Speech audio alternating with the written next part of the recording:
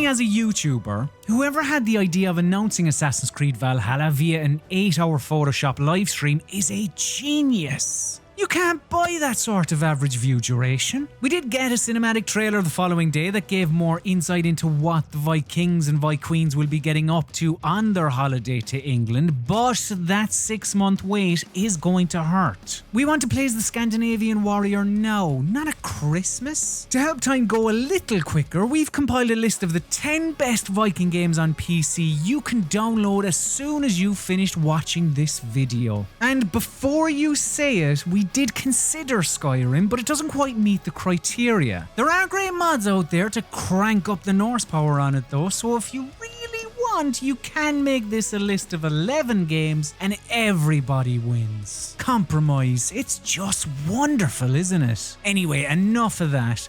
Let's look at some video games where you play as Vikings.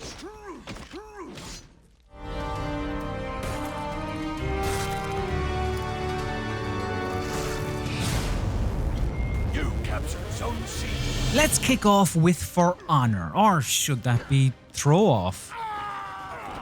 This beefy brawler is a who's who of history's toughest bastards. And so it's only right that Vikings take up a chunk of the roster. It's basically Ubisoft's take on Deadliest Warrior. You know, the highbrow TV show that asked important questions like who would win in a fight between the IRA and the Taliban. Don't expect to see that in any For Honor DLC anytime soon though. More of a fighting game than an Assassin's Creed hack and slasher, For Honor builds a deep system out of directional blocks, stamina management, and throwing lads onto spikes.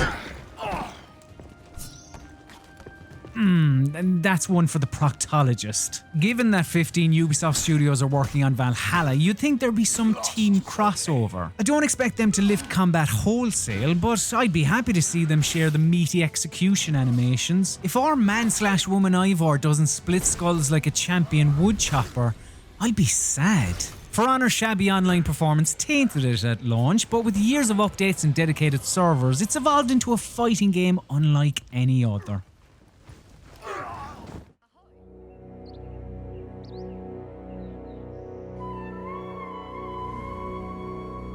A Viking is a safe bet in a fist fight. Easy money. I'm not sure who I'd stick a tenner on when their opposition is nature though. Because while the continent of Northgard has plenty of undead Draugr and direwolves to contend with, the greatest threat you face in this RTS is a spot of bad weather. Like really bad. Like the worst winter on record bad. To ensure the survival of your people, you have to hoard as much food and wood and the like as you can during better spells. Manage your resources poorly and the unfriendly creatures of Norse mythology will absolutely destroy you. Many hands or hooves make light work of baddies, which is why fans were delighted to hear about the patch that allowed you to become friends with boars. As well as skewering enemies on their mighty tusks, these piggies can give the Vikings a good feed when they're peckish. Oh come on, like you wouldn't turn Percy into a bacon sandwich if it meant your clan could live a little longer. Plus the boar gets to die a hero. A delicious hero.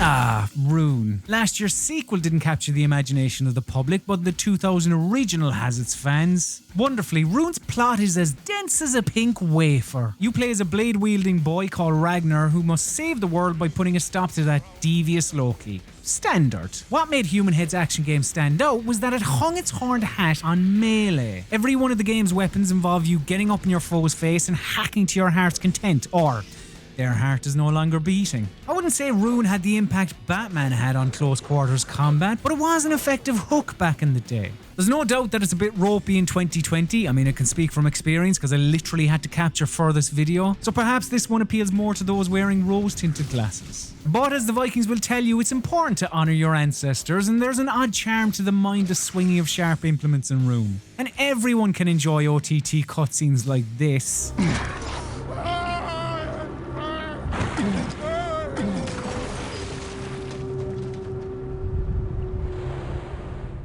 We were not the first to come to these islands, but we are the ones who will write their future. Now, if you're seriously looking for some extra homework before Assassin's Creed, Thrones of Britannia may be the game for you. It doesn't bother with boys and girls with magical electric hammers and instead aims for historical accuracy. Okay, spoilers for actual history coming up, if that's a thing. Set in 878 AD, after Alfred the Great, and far from modest, defeated a Viking invasion, Thrones sees you lead a faction into battle to kill everyone that isn't part of your group, because that was the favoured pastime back then. Thankfully, 4 of the 10 available factions are Viking based, which means you can get a feel for lobbing the heads off Brits before Ubisoft gives you the thumbs up later this year. As it's a total war game, the dismemberment plays out a little differently to a Creed game. Whether navigating a huge map, hiring new recruits along the way, or engaging in one of the large-scale battles, Thrones of Britannia demands you either strategize or you die. While I'm not too confident the crossover between Total War and AC fans is all that great, this is one you should definitely check out if you're looking to learn more about Valhalla's setting.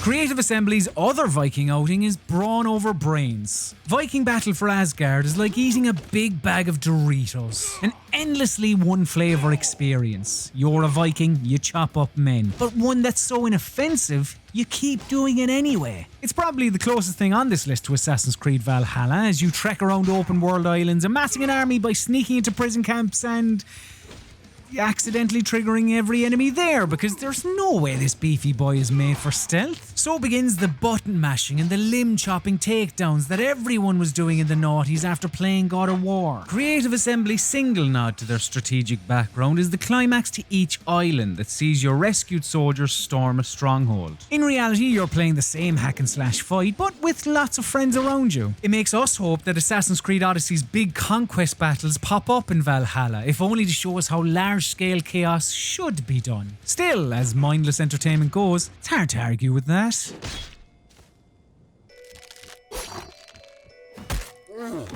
Jotun is a feast for the eyes. Like something between Studio Ghibli and The Snowman, Thunder Lotus Games' storybook action-adventure is a wonderful way to spend a few hours. A Viking named Thora is denied access to Valhalla after she drowns at sea. An inglorious death means her name's not on the list and she's not coming in. Unless she can take on a whole host of huge nasties and win. Then the gods will welcome her into Valhalla with open arms. Because Thora looks minuscule next to these big bads, you feel like a right badass when you're able to off one. You'll need more than your base paymaker for the Titans of Norse mythology though, which is where your special abilities come in. For example, Thor grants her the ability to use Mjolnir for a short time, while Loki gives Thor the power to create a decoy that can briefly fool one of these giants. Quite simply, Jotun is a delightful way to spend an afternoon immersed in Norse mythology.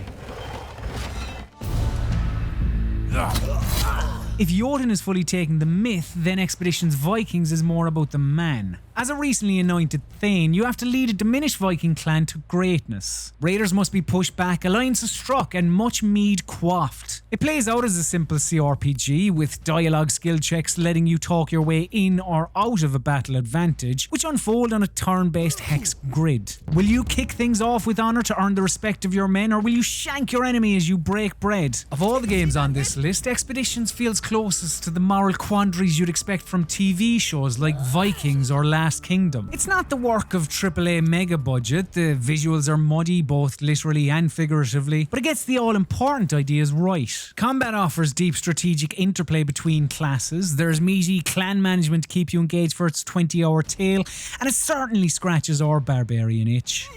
I never expected to see the dredge with my own eyes. What happened in the north? Banner Saga Trilogy is a great companion piece to Expeditions Vikings. It's another game that splits a tale between turn-based strategies and leadership decisions that have you stroking your long Viking beard. It's kind of like Battlestar Galactica with more mead. You lead a band of struggling refugees and have to make brutal decisions about dwindling food supplies, waning morale, and welcoming other lost souls you meet along the way. It's designed to push you into a corner and is often unhappier than a Ken Loach marathon. It may sound like a slog, but it's an incredibly personal journey. Decisions carry between the three games, so by the end, it's not just any group of characters you're protecting, but the caravan you've carefully built up over 25 hours. Assassin's Creed Valhalla is also going to feature dialogue options and branching decisions, as we saw in Odyssey, so you could use Banner Saga as a sort of Viking management training.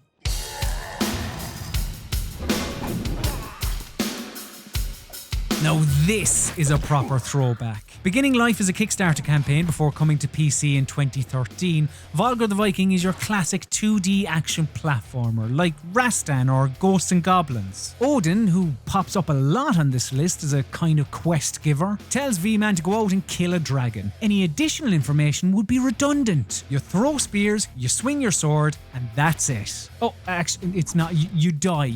You die loads. That's the important third point. Like those 2D action platformers of old, Volgarr is mega hard. In fact, we should probably adopt the phrase the Volgarr of puzzle games or the Volgarr of first-person shooters for the toughest games in a genre.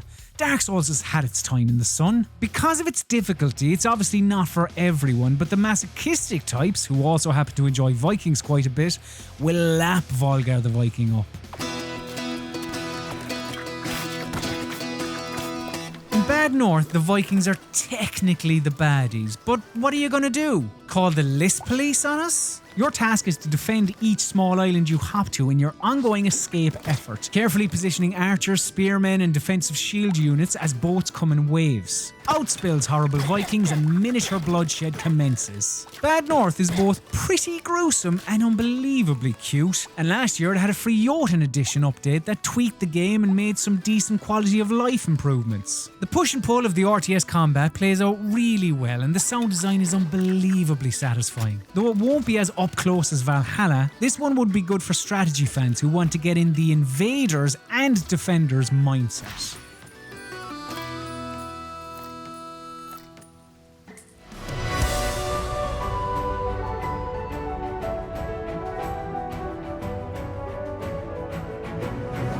Listen, we're just like the rest of you. We'd love to be playing Assassin's Creed Valhalla right this second. Well, mainly because that would mean we'd rank quite highly whenever anyone on YouTube searched for the game. But we hope these Viking delights can satisfy you until Ubisoft releases the game later this year. Do you have a favourite from this list, or did we miss out one that you hold near and dear? Drop us a comment and let us know your favourite Viking video games, and if you like this video, why not like this video by clicking on that little thumbs up button right there. Also, if you want more Rock Paper Shotgun in your life, hit the subscribe button and then ring that bell. Do that and not only will we become the best of friends, but you'll also be notified whenever new videos go live on the channel. Thank you very much for watching and happy Vikinging, you absolute star.